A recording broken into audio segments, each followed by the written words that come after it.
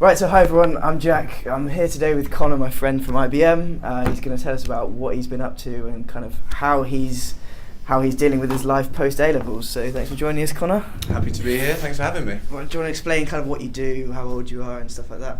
Yeah, sure. So I'm 19 now, and I've been working for IBM for about 18 months because I left immediately after A-levels. I joined the company. Yep. And I did a 1-year placement last year. And then at the end of that, I was offered a role as a security support specialist within the sales team. Yeah, yeah. That was a gap year placement, right? So I was offered after my gap year placement. I was offered as a sales specialist within security. Yeah. And that's as a degree apprentice. Yeah. So while I'm doing this job within security, I'm sponsored by IBM to go to Exeter University and study for a degree over the next 4 years. So you do both at the same time. Yeah. How does the kind of logistics of that work? Yeah. So with Exeter, it's you're dedicated. It's a government scheme, so you actually have to give up 1 week of your working week. 1 day of your working week. Sure. Just for university work. Yeah. So every Monday we have lectures online from about 9 until the afternoon. Yeah. And then for the rest of the day it's sort of free study time. And obviously 1 day a week's, it's a big difference from doing university full time. Yeah. But I think everyone will be surprised, and I'm sure students out there will know that, if you condense it, you can definitely fit in the work.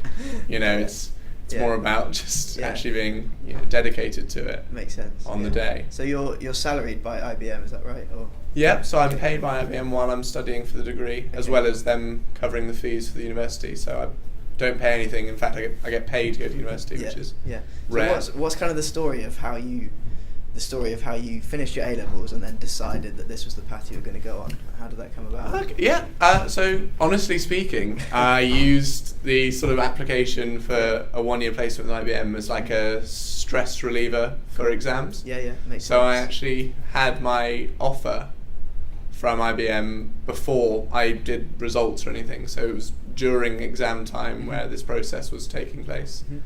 And at that point in time, I had no intention, really, I don't think, seriously, of getting it. It seemed like a really hard thing to do. But it's just like an extra thing in the back of the mind. You've got this plan in the back of your head. It's nice to have that for me personally while I was going through the exam process. Because at the same time, of course, not everyone will do this, but I was also doing UCAS. Yeah. So I was applying to universities as well. Yeah. But it's just nice to have like a plan B, which turned into a very, where I was very happy with it being plan A. Yeah. Did you get the places at uni then? So I did, yeah. And then even last year, while I was working for IBM, I was still doing, UCAS because I wasn't sure what I'd be doing at the end of my year. And obviously with my grades, then I got most of my offers back. I applied to many of the same places. Yeah. Because although I enjoyed, I loved my year while I was doing it. Nothing certain in business in general, but in IBM. Yeah. So you obviously get the job offer if you're good enough for the whole year. So you need to have a contingency. Did you change your mind in that gap year? So personally, no. As soon as I found out that IBM were paying people to go to uni and with £50,000 debt as a threshold for university, that sounded like a no-brainer to me personally. Like why not get someone else to pay for it and while you're doing it, you've got 4 years of a company on your CV. Yeah, that makes sense. Do you kind of feel like you miss out on social life in any way? Well, the way I get asked this all the time, obviously, and the way I always put it is that social life at uni is great because you've got all this spare time. That's the one thing I won't lie about. You've obviously got a lot less time on your hands. Yeah. But the main part about social life in uni is that it's a big group of young people in the same area, in the city. Doing the same thing in regards to university. And then when you break down like a large corporation that do these schemes, like IBM that do sort of gap year schemes and intern schemes, which is university sandwich, you've got a whole group of young people in the same place. Yeah. So you've immediately got this huge network of people, within about 2 or 3 years of your age in which to socialise with. And because you're all on the same timeline, you can go out together in the evenings. You often, end up sharing houses with each other because you have to move and relocate to where the offices are. Yeah, with us here, if you add it all together, there's like at least 200 of us, right? Exactly. And events go on all the time, like Christmas parties and there's definitely, well, I feel like you can definitely have a good social life.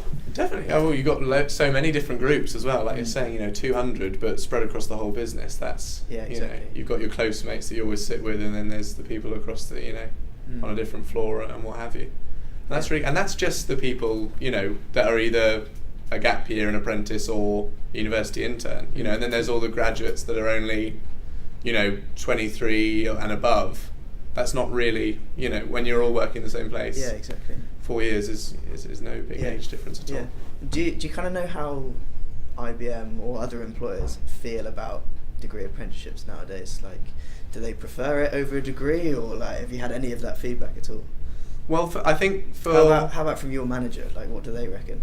Okay, fair enough. That's a tough question. Really? But the general idea, I think, and why they will love it is that when companies take graduates straight out of university, they've almost got to train them up to what they want for an employee. And it's great to have a degree, and that's the path those people choose, and that's great. But ultimately, you do a chemistry degree and you end up working for a technology company, you're going to need to learn exactly what the company's doing. Advantage of a degree apprenticeship is that company is almost moulding you as you're doing that degree. So they do clever things to cut corners in your time as well, to save you time, is that they make the work that you do in your job count towards your university grade. And obviously the things you're learning in university, your employer is constantly lobbying, actually Exeter, you should be teaching him this because that would be really useful in his day job. And then that's obviously a discussion that's ongoing, and then in year 2 perhaps I'll be doing modules much more specific to my job. So it's actually a lot of time saving as well. So the employer and the university like craft the course together. So in my particular case they did, so it's brand new with University of Exeter. It's the first year they've done it. And it was done, with an employer to university relationship, with the idea of what they want the students to be able to learn and do throughout their time. It's good because it means that everything you're learning, like, you actually have to then use. Exactly. Because I can imagine, especially from A levels, and I bet you felt this as well. A lot of stuff I learned, I'm never going to use again. But at least you're like, everything you know that you're going to learn is for a purpose, and like IBM want you to be learning it. It's really good. Definitely. Easy to stay motivated that way as well, isn't it? Yeah.